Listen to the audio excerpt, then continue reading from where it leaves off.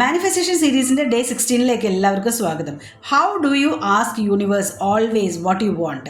എങ്ങനെ, ഏതൊരു ഫീലിങ്സിലാണ് നിങ്ങൾ എപ്പോഴും യൂണിവേഴ്സിനോട് നിങ്ങളുടെ ആഗ്രഹങ്ങളെക്കുറിച്ച് പറയാറുള്ളതും ആഗ്രഹങ്ങൾക്ക് വേണ്ടി മാനിഫെസ്റ്റേഷൻസ് നടത്താറുള്ളതും എങ്ങനെയാണ്?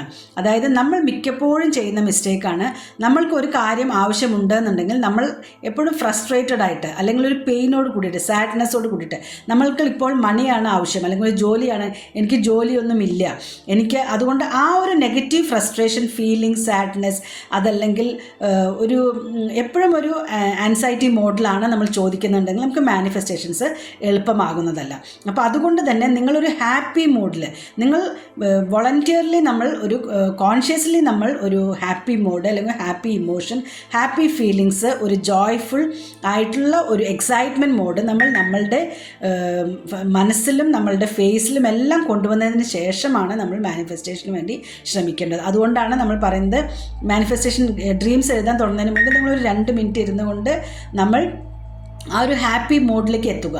Deep breath in breath out എടുത്തതിന് ശേഷം എങ്ങനെയായിരിക്കും നിങ്ങളുടെ ആ ലൈഫ് ഉണ്ടാകുക എന്നുള്ള ആ ഒരു ഹാപ്പി മോഡ്, ഹാപ്പി എക്സൈറ്റ്മെൻറ്റ് മോഡിലിരുന്നതിന് ശേഷം നിങ്ങൾ മാനിഫെസ്റ്റേഷൻ ടൂൾസ് ചെയ്യാൻ ശ്രമിക്കുകയാണെങ്കിൽ നിങ്ങൾക്ക് പെട്ടെന്ന് തന്നെ മാനിഫെസ്റ്റേഷൻസ് എളുപ്പമാകുന്നതായിരിക്കും.